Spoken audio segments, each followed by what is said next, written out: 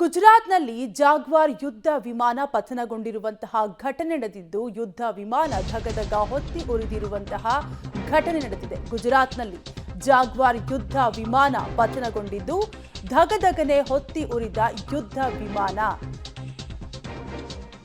Fighter ಜೆಟ್ನಲ್ಲಿದ್ದ ಪೈಲಟ್ಗಳಿಗೆ ಗಂಭೀರವಾಗಿ ಗಾಯಗಳಾಗಿದೆ ಅಂತ ತಿಳಿದು ಬಂದಿದ್ದು ಗುಜರಾತ್ನ ಜಾಮ್ನಗರದಲ್ಲಿ ಈ ಘಟನೆ ಸಂಭವಿಸಿದೆ. ಸ್ಥಳಕ್ಕೆ ಹಿರಿಯ ರಕ್ಷಣಾಧಿಕಾರಿಗಳು ಈಗಾಗಲೇ ದೌಡಾಯಿಸಿದ್ದು ಪರಿಶೀಲನೆಯನ್ನು ಕೂಡ ನಡೆಸಿದ್ದಾರೆ. ಸ್ಥಳದಲ್ಲಿ ರಕ್ಷಣಾ ಕಾರ್ಯ ಕೂಡ ಮುಂದುವರೆದಿದ್ದು, ಯಾಕಂದ್ರೆ ಪೈಲಟ್ಗಳು ಗಂಭೀರವಾಗಿ ಗಾಯಗೊಂಡಿದ್ದಾರೆ ಅಂತ ಹೇಳಲಾಗ್ತಾ ಇದ್ದು ಸ್ಥಳಕ್ಕೆ ಹಿರಿಯ ರಕ್ಷಣಾ ಅಧಿಕಾರಿ ಆಗಮಿಸಿ ಪರಿಶೀಲನೆಯನ್ನು ಕೂಡ ನಡೆಸ್ತಾ ಇದ್ದು ಸ್ಥಳದಲ್ಲಿ ರಕ್ಷಣಾ ಕಾರ್ಯಾಚರಣೆ ಕೂಡ ಮುಂದುವರೆದಿದೆ. ಒಟ್ಟಾರೆಯಾಗಿ ಗುಜರಾತ್ನಲ್ಲಿ ಜಾಗ್ವಾರ್ ಯುದ್ಧ ವಿಮಾನ ಪತನಗೊಂಡಿದ್ದು ವಾಯುಸೇನೆಯ ಜಾಗ್ವಾರ್ ಯುದ್ಧ ವಿಮಾನ ಪತನಗೊಂಡಿದೆ.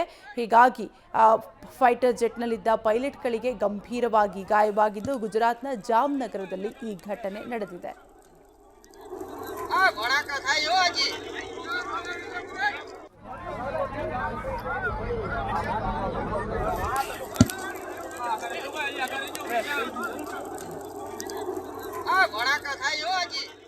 ಡೀಟೇಲ್ಸ್ ಕೊಡ್ತಾರೆ ನಮ್ಮ ಪ್ರತಿನಿಧಿ ಶಬೀರ್.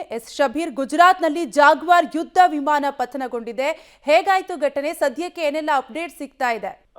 ಕಾವ್ಯ, ಗುಜರಾತ್ನ ಜಾಮ್ನಗರದಲ್ಲಿ ಈ ಒಂದು ಘಟನೆ ನಡೆದಿರುವಂತದ್ದು. ಯುದ್ಧ ವಿಮಾನ ಹಾರಾಟ ನಡೆಸುತ್ತಿರಬೇಕಾದಂತ ಸಂದರ್ಭದಲ್ಲಿ ತಾಂತ್ರಿಕ ಕಾರಣಗಳಿಂದ ಜಾಗ್ವಾರ್ ಯುದ್ಧ ವಿಮಾನ ಕ್ರಾಶ್ ಆಗಿದೆ ಅನ್ನುವಂತ ಮಾಹಿತಿಗಳು ಬರ್ತಾ ಇರುವಂತದ್ದು. ಈಗ ಒಂದು ವಿಮಾನ ಪತನ ಆಗಿರುವಂತದ್ರ ಬಗ್ಗೆ ಮಾಹಿತಿ ಬರ್ತಾ ಇದೆ. ಕೆಳಗಡೆ ಯುದ್ಧ ವಿಮಾನ ಬೀಳ್ತಾ ಇದ್ದಂತೆ ದೊಡ್ಡ ಪ್ರಮಾಣದಲ್ಲಿ ಬೆಂಕಿ ಅವಘಡ ಸಂಭವಿಸಿರುವಂತದ್ದು.